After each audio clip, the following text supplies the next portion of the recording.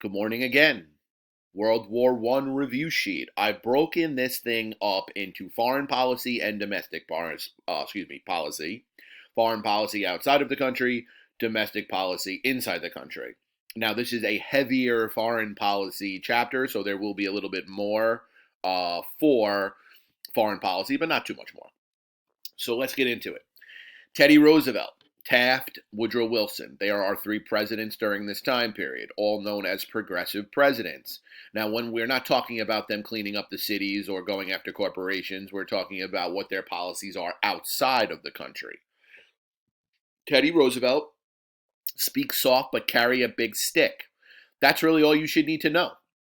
He was willing to go out there into the world. He negotiates peace between the Russians and the Japanese, actually wins a Nobel Prize for it. Robust foreign policy showing America's strength.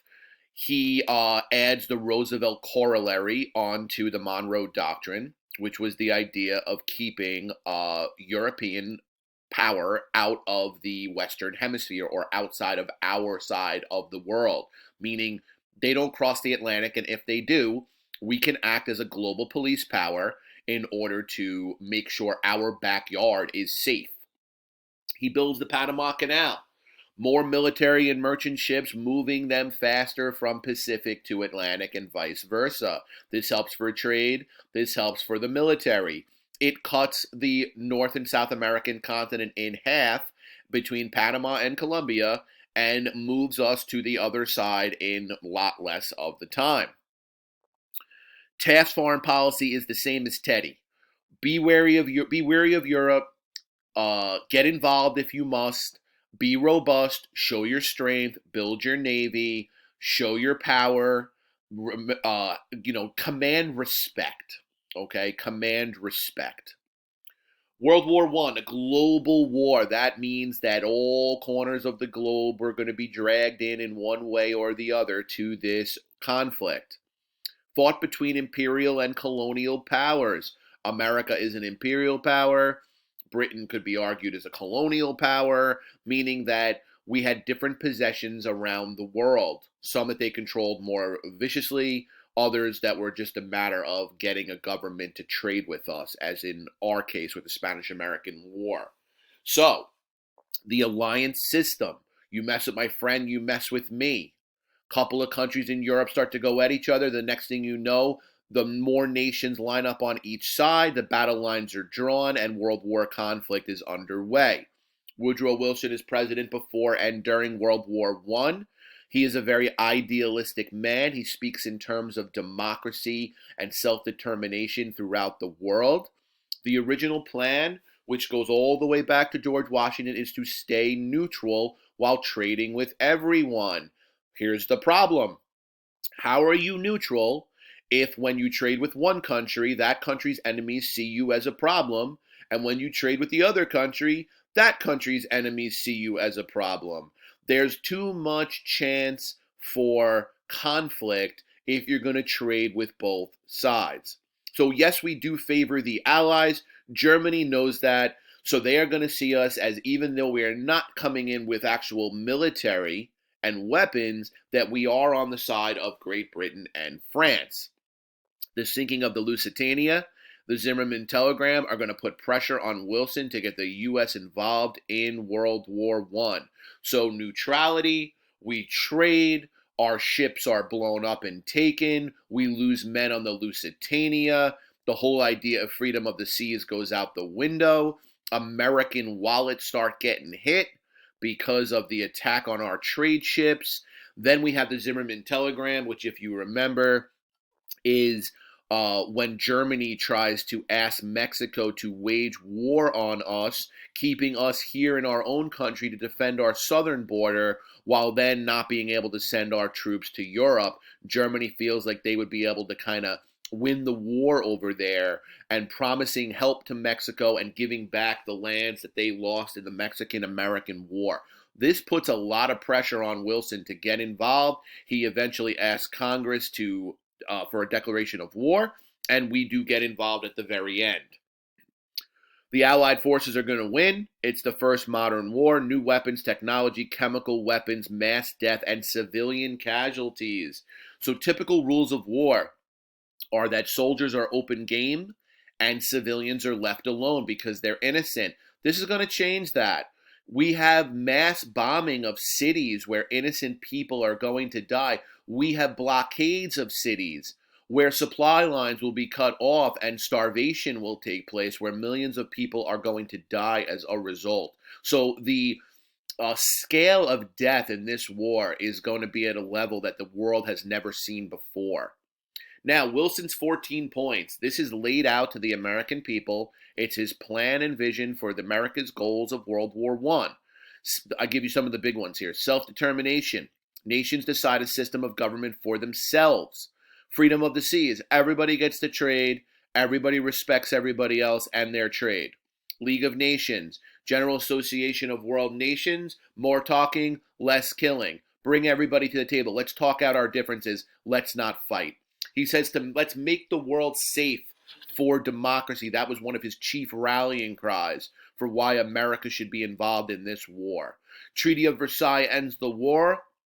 World War I peace agreement in Paris sets the peace terms in Europe, very punitive towards Germany, mostly engineered by Britain, France, and the United States. Germany is going to set their sights once Hitler and the Nazis get moving on this treaty and on Britain and France, and to a lesser extent the United States, as being the authors of their depression and their losing of their honor, if you will, which Hitler is really going to pounce on. The idea of making Germany great again and pushing them back up to their former glory is going to push that nationalist agenda that he is going to push.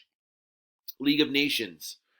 Wilson's crown jewel idea he presents at the treaty talk, but the Senate Republicans are going to kill it, citing America's traditional foreign policy of neutrality set by Washington. So now listen, there's politics behind this, but their line to the press and to the public is going to be that if we get involved in a League of Nations, every time these European countries go to war, which we've seen time and time again throughout history, that is going to then drag us into war because now we are quote unquote associated with these other countries.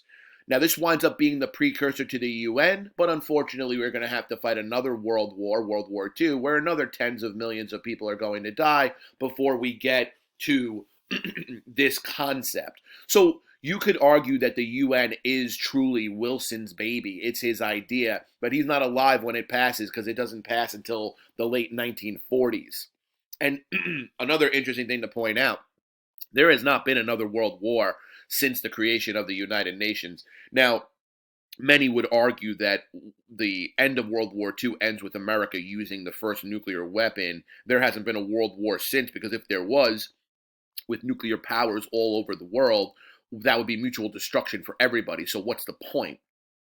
But the idealist in me likes to say that the UN has to play a little bit more of a role in keeping world peace. Domestic policy. Federal government becomes bigger and stronger during World War I. Why? Time of crisis. Time of crisis, government gets bigger. The country is in a current crisis right now with this coronavirus. And what is happening? The Senate passed a $2.2 trillion stimulus bill, the biggest in history.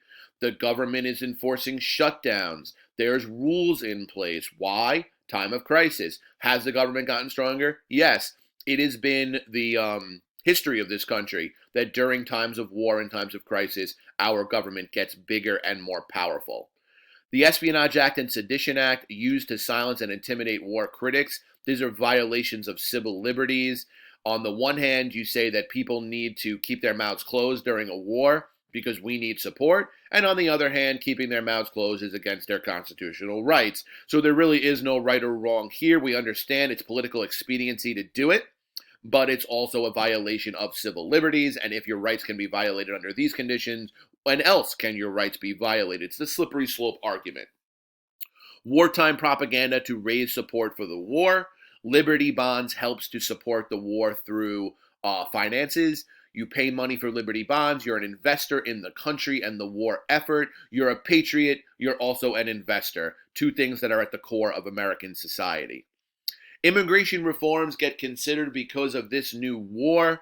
We are at war with some of the countries where many of these immigrants are coming from. Are they spies? Do they love America? Will they give up their own culture to assimilate into American society? Whose side are they on? Now, this all at the time of rise of communism and socialism throughout the world. That also adds to the fear and nativism towards immigrants from different parts of the world. Britain and Ireland, no big deal, they can come. Italy, Jews, Russians, not so much. The rise in U.S. of fear of foreigners and communism and the Red Scare and the Pomerades. I won't do too much on this because I did a decent amount in my last audio lecture on the Red Scare. But again, the idea that these immigrants, these labor leaders, these strikers are violators of capitalism, okay, and the going after of them without warrants. Americanization, that is teaching immigrants English, American history, capitalism, democracy, kids in public schools. Public schools was a big push for Americanization because you could get to them early there. The idea of getting up out of your seat and saying the pledge every day. Mom and dad might speak Russian at home or Italian at home, but you learned English upon going to kindergarten and you learned to pledge the flag. So they might be Russian or Jewish or Italian or German, but you were American as a school child and you were raised in the American fashion and American culture. Rise of the second generation of KKK, don't worry about that. That should be on the next unit. Ladies are going to get the right to vote. I'm going to take that out. Ladies get the right to vote, double the voting population with the 19th Amendment. Prohibition is the 18th Amendment, no more booze. It bans the consumption, sale, and manufacture of alcohol in the country. Segregation and lynching is going to continue in the South. Racial violence in many of the cities. W.E.B. Du Bois, black activist, disagrees with Booker T. Washington's approach of accommodation. Du Bois wants change now. Full equality, enforcement of the 14th and 15th Amendments, creation of the NAACP. Let me add that. Which still exists today. So Du Bois wants the right to vote now, equality under the law now. Don't worry about just getting a job and having a living. Push for your full and equal rights. He's a Harvard graduate. He's a role model for the black community. Well-spoken, very intelligent. Definitely a precursor to Martin Luther King. And definitely more in the lines of a Frederick Douglass than he was in the lines of a Booker T.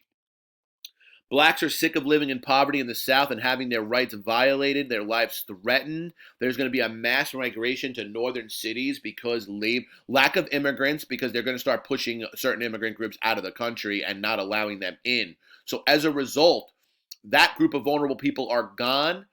Capitalists still need vulnerable people to work in the factories. Blacks are going to see it as an opportunity, and there's going to be a mass migration from the South to northern cities to seek economic opportunity in utilizing these factory jobs. They call that the Great Migration.